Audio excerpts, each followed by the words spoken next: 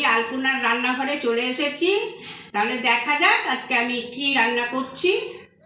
বন্ধুরা, এখানে আমি 1 কেজি খাসির মাংস নিয়েছি আর এটা নিয়েছি দই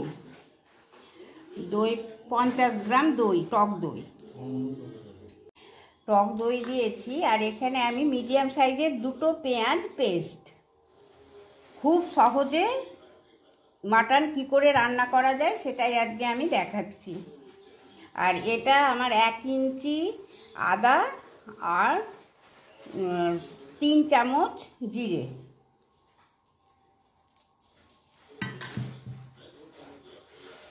আর এখানে বড় সাইজের 4টে রসুন পেস্ট আছে, এখানে আমি হাফ দিচ্ছি। হাফ আবার কখন দেব সেটা অবশ্যই দেখাবো। এখানে হাফ দিলাম।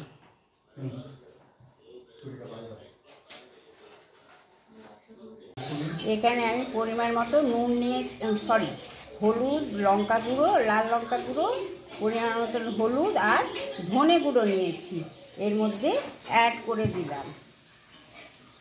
আর দিচ্ছি পরিমাণ মতো সর্ষের তেল।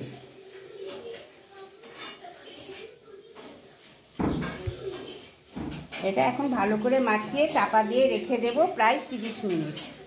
এই যে বন্ধুরা, আমি তো মাংসটা মাখিয়ে রেখে দিয়েছি। আর এই যে এখানে আমি আলু কেটেছি, কড়াইতে আমি পরিমাণ মতো তেল দিয়েছি। হ্যাঁ, তেলেতে হলুদ দিয়েছি। দিয়ে আমি আলু দিয়ে করব, যেহেতু মাংসটা খুব সহজ পদ্ধতিতে, একদম ঘরোয়া খাবার।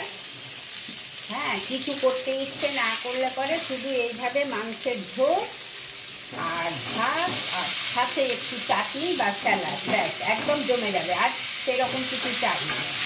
সেই রকমই মাংসের ঝোলটা আমি আজকে বানিয়ে দেখাচ্ছি। এই যে আলু দেব,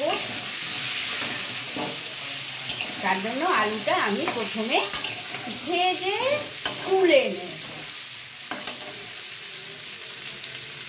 এই যে বন্ধুরা, আলুটা ঠিক এইভাবে আমি ভেজে তুলে নিয়েছি। ফোড়নের জন্য 2টো তেজপাতা নিয়েছি, একদম সাধারণভাবে করছি। হ্যাঁ, বলেই দিচ্ছি বারবার। আর এখানে নিয়েছি সাদা জিরে আর শুকনো লঙ্কা, কাঁচা লঙ্কা, 2টো কাঁচা লঙ্কা চিড় দিয়ে নিয়েছি, 2টো শুকনো লঙ্কা আমি ভেঙে নিয়েছি। আর এখানে 4 পিস এই সাইজের, বোঝা যাচ্ছে তো, এই সাইজের আমি 4 পিস, এই যে 4 পিস নিয়েছি ছোট এলাচ, দারচিনি। আলু ভেজে নেওয়ার পর এই যে তেলটা আছে, এই তেলেই আমি রান্নাটা অলরেডি বসিয়ে দিচ্ছি। এই যে ফোড়ন সম্বরার জন্য যে দেখালাম, সেইগুলোই আমি এখন দিয়ে নাড়াচাড়া করে নিচ্ছি। সামান্য নাড়াচাড়া করে নিলাম। এখানে 4 পিস পেঁয়াজ কুচিয়ে নেওয়া হয়েছে, এই পেঁয়াজটা এর মধ্যে অলরেডি দিয়ে দিলাম। দিয়ে পেঁয়াজটা এখন ভালো করে নাড়াচাড়া করে ভেজে নেব।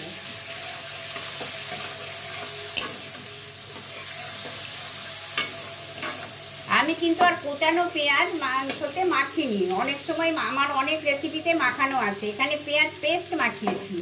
একটু আলাদাভাবে করছি, তার জন্যই শেয়ার করলাম।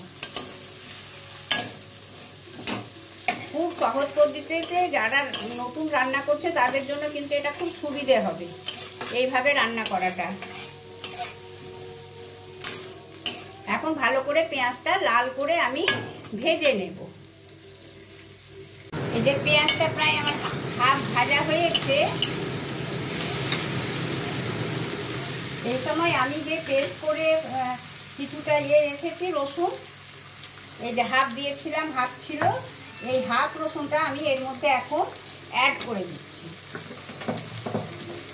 এইভাবে একবার করে দেখবে বন্ধুরা, খুব ভালো হয় এই পেস্টটা। এই পেঁয়াজটা হাফ ভাজা হওয়ার পরে রসুন পেস্ট দিয়ে ভালো করে আমি নাড়াচাড়া করে নিচ্ছি। এই যে নাড়াচাড়া করার পরে আমি একটু লঙ্কা গুঁড়ো দিলাম বন্ধুরা, ওটা আমি স্কিপ করে গেলাম। লাল লঙ্কা গুঁড়ো দিয়ে দিলাম, দিয়ে আবার ভালো করে নাড়াচাড়া করে নিচ্ছি। এই লাল লঙ্কা গুঁড়োটা দিলে পরে কালারটা খুব ভালো হবে, তার জন্য আমি লাল লঙ্কা গুঁড়ো এর মধ্যে অ্যাড করে দিলাম। এবারে আমি এর মধ্যে দেব একটু পরিমাণ মতো চিনি। চিনি মানে পরিমাণ মতো মানে কি একটু কালারটা হবে বলে সেই রকম আমি অল্প একটু চিনি এর মধ্যে অ্যাড করে দিচ্ছি। এবারে এই যে বন্ধুরা, এই সামান্য একটু চিনি আমি এর মধ্যে ছড়িয়ে দিলাম। এতে কিন্তু কালারটা খুব ভালো আসে।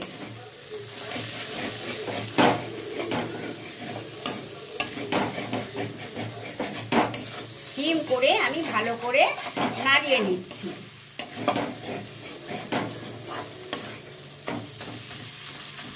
একদম সুন্দর তেল ছেড়ে ছেড়ে গেছে। খুব ভালোভাবে আমার পেঁয়াজটা আর রসুনটা কষানো হয়ে গেছে। এবারে কি করছি, যে মাংসটা যে আমি মাখিয়ে রেখেছিলাম সেটা এর মধ্যে দিয়ে দিলাম। এই ধুয়ে আমি এই যে জায়গাটা ধুয়ে একটু জল এর মধ্যে দিয়ে দেব।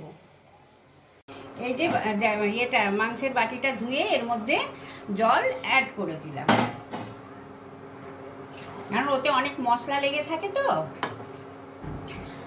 এবার শুধু কষিয়ে যাওয়ার পালা, সমানে কষিয়ে যাব। এতে কিন্তু আর একটা জিনিস আমি দিইনি, এবারে কিন্তু দিয়ে দেব। সেটা কি হচ্ছে, রান্নার প্রধান অঙ্গ। সেটা না দিলে রান্নাই হয় না, রান্না অসমাপ্ত থেকে যায়। সেটা কি বন্ধুরা, গেস করা যাচ্ছে তো? সেটা হচ্ছে স্বাদ মতো নুন। আমি এই সময়টাতেই নুনটা অ্যাড করে দেব, তাহলে মাংসতে খুব ভালোভাবে নুনটা ঢুকে যাবে। এই যে বন্ধুরা, ছোট চামচের 2 চামচ চিনি এখন দিলাম। পরে কষার পরে আবার স্বাদ মতো দিয়ে দেব।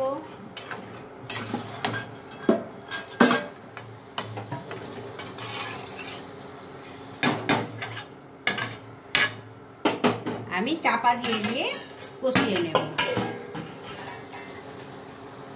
মধ্যে কিন্তু আমি 2-1 বার চাপা খুলে খুলে নাড়িয়ে দিয়েছি। হ্যাঁ, চাপা খুলে কিন্তু বারবার নাড়াতে হবে, তা না হলে কিন্তু তলা ধরে যাবে।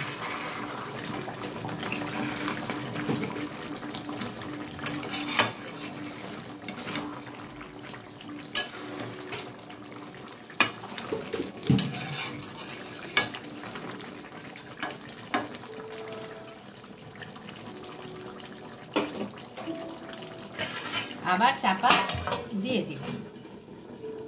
আমি এই চাপা খুলে খুলে প্রায় 20 মিনিট ধরে এইভাবে আমি সমানে কষিয়ে যাচ্ছি। একটা আওয়াজ আসতে হয়তো বন্ধুরা ইগনোর করো, কারণ এসি সার্ভিসিং হচ্ছে। হ্যাঁ, তার জন্য একটা আওয়াজ আসছে।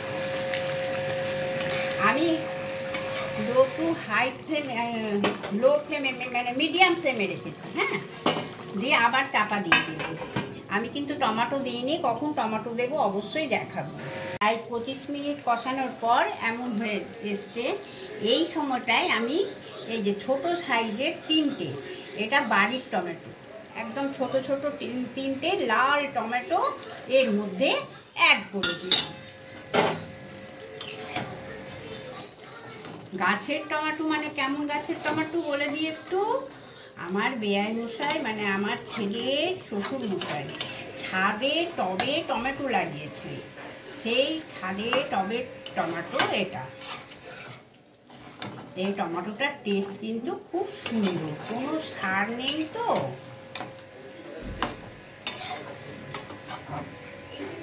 আরও কিন্তু আমি এখন এটা ভালো করে কষাবো। টমেটোটা কিন্তু একদম পেস্ট হয়ে যাবে এর মধ্যে। কালারটা কিন্তু অনেকটা চেঞ্জ হয়ে গেছে, আরও চেঞ্জ হবে, আরও এখন কষানো হবে। আবার চাপা দিয়ে দিলাম। চাপা দিয়ে দিয়ে কষাতে গেলে অনেকটাই সেদ্ধ হয়ে যায়। কাঁচা লঙ্কার সেন্ট কিন্তু খুব ভালো লাগে। এই যে সামান্য করে কিন্তু চিড় দিয়েছি, এই যে বোঝা যাচ্ছে তো, সামান্য করে চিড় দিয়েছি। দিয়ে দিয়ে আমি এই যে সব চিড় দিয়ে 4টে কাঁচা লঙ্কা এখন আমি এর সঙ্গে অ্যাড করে দিলাম। এটা কিন্তু খুব ভালো লাগে। এবারে আমি একদম ফোটানো জল এর মধ্যে দিয়ে দিব। দিয়ে আমি প্রেসারে সিটি দিয়ে নেব।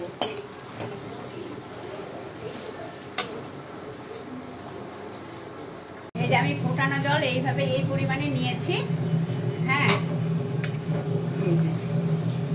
আমি প্রেসার কুকারে দিয়ে সিটি দিয়ে নেব। এই যে বন্ধুরা প্রেসারে বসিয়ে দিয়েছি, প্রেসারে আমার অলরেডি সিটি পড়ছে। এই যে বন্ধুরা প্রেসারের ঢাকা সম্পূর্ণ খুলে দিয়েছি। এই যে কালারটা দেখেই তো বোঝা যাচ্ছে কেমন হয়েছে, ইয়াম্মি ইয়াম্মি স্বাদে। আর এবারে দেব এই যে সানরাইজের শাহি গরম মশলা এর মধ্যে অ্যাড করে দেব। এই যে মধ্যে অ্যাড করে দিলাম। এই আলু মাটনের পাতলা ঝোল, লাল লাল ঝোল, আর সাথে এই যে স্যালাড কেটে নিয়েছি, এই স্যালাড, আর সজনে আলু বেগুনের চচ্চড়ি সর্ষে পোস্ত বাটা দিয়ে, আর এই তো স্যালাড। আর এই যে কেমন লাগলো বন্ধুরা আমার এই মাংসের কালার, মাংসের ঝোলটা অবশ্যই জানাবে। এবার আমি ভালো করে মিশিয়ে দিলাম আলু দিয়ে সুন্দর লাল লাল ঝোল। তাহলে বন্ধুরা অবশ্যই আমাকে কমেন্ট করে জানাবে। তাহলে আজকের মতো আসি, পরের রেসিপি নিয়ে আবার আসবো। পাশে থেকো, সাথে থেকো। আজকের মতো বাই, টাটা।